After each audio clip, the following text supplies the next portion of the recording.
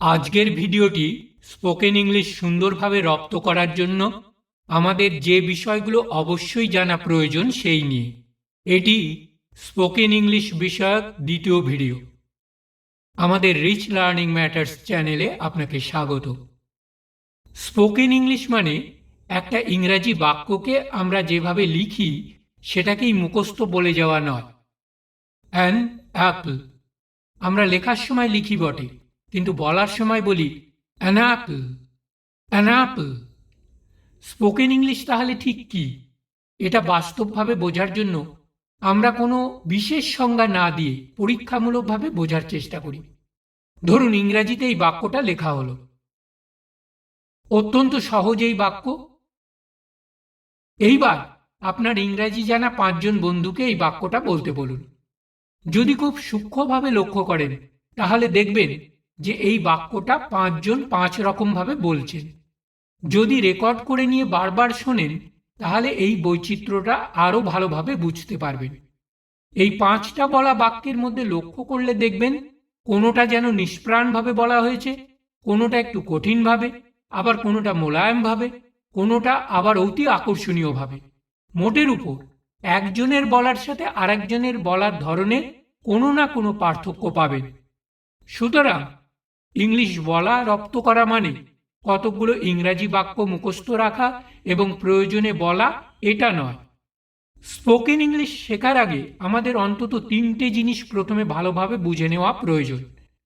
সেগুলো হলো pronunciation, accent এবং ডায়ালেক্ট।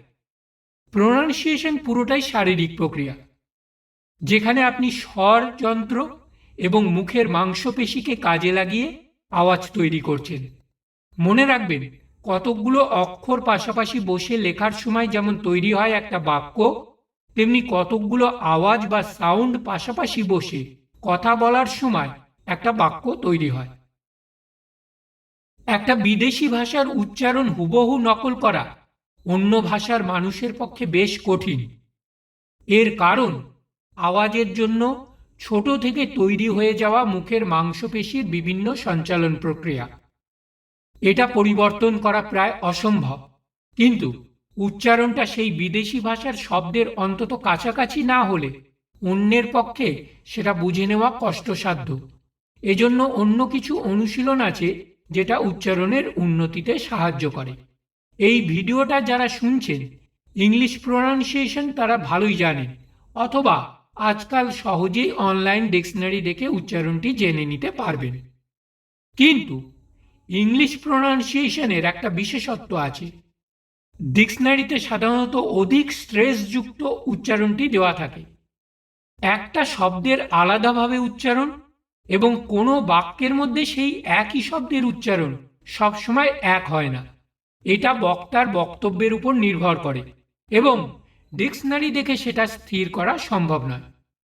ইংলিশ প্রোনাউন্সিয়েশনের এই ব্যাপারটা এবার আমরা দেখি। লক্ষ্য করুন, that is the book that I wanted. দেখুন, একই শব্দ দ্যাট বাক্যের মধ্যে দু জায়গায় ভিন্নভাবে উচ্চারিত হলো। That dot. প্রোনাউন্সিয়েশন নিয়ে পরের ভিডিওতে আমরা বিশদে আলোচনা করব। এরপরে শ্রোতার যেটা মনোযোগ আকর্ষণ করে সেটা হলো অ্যাকসেন্ট। প্রোনাউন্সিয়েশন এবং অ্যাকসেন্ট এই দুটোর মধ্যে তফাৎ যেহেতু খুব সূক্ষ্ম, সেই জন্যে নবীন শিক্ষার্থীদের এটা ভালোভাবে বুঝে নেওয়া প্রয়োজন। অ্যাকসেন্টকে আমরা এক কথায় বলতে পারি উচ্চারণ ভঙ্গি।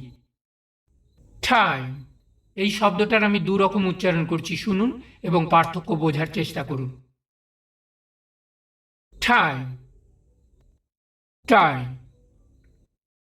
এই দুটো অ্যাকসেন্টই হয়তো ব্যবহার করা চলবে, কিন্তু অধিকতর সঠিক অ্যাকসেন্ট হলো প্রথমটা।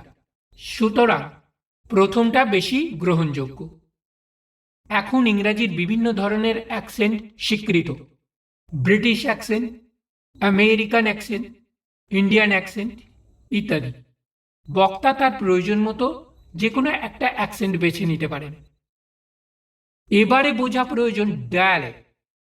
ডায়ালেক্টকে প্রধানত ভাষার আঞ্চলিক বৈচিত্র্য বা সংস্করণ বলা যায়।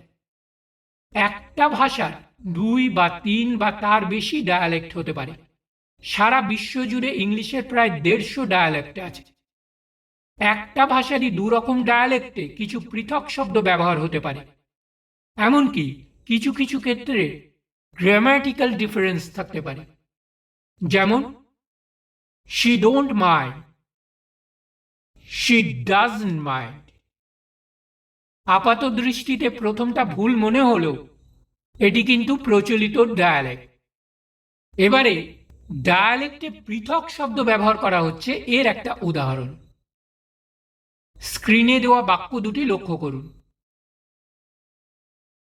এক্ষেত্রে 5032 এই সংখ্যাটিকে দুরকম ডায়ালেক্টে বলা যেতে পারে। 5032 এবং 5032। ইন্ডিয়ান স্ট্যান্ডার্ড ইংলিশে এই দ্বিতীয় ডায়ালেক্টটি ব্যবহৃত হয়, কিন্তু বিদেশে অনেক জায়গায় প্রথম ডায়ালেক্টটির ব্যবহার হয়। ইংরেজিতে বলার সময় জিরোকে অনেক সময় ও বলা হয়। ব্যাডমিন্টন, টেনিস এই খেলাগুলোর ক্ষেত্রে জিরোকে লাভ বলা হয়। ভিডিওটি ভালো লেগে থাকলে একটা লাইক দিতে ভুলবেন না, আর পরের ভিডিওটি পেতে চ্যানেলটি সাবস্ক্রাইব করতে ভুলবেন না। ভিডিওটি দেখার জন্য আপনাকে ধন্যবাদ। পরবর্তী ভিডিওটি অবশ্যই দেখবেন।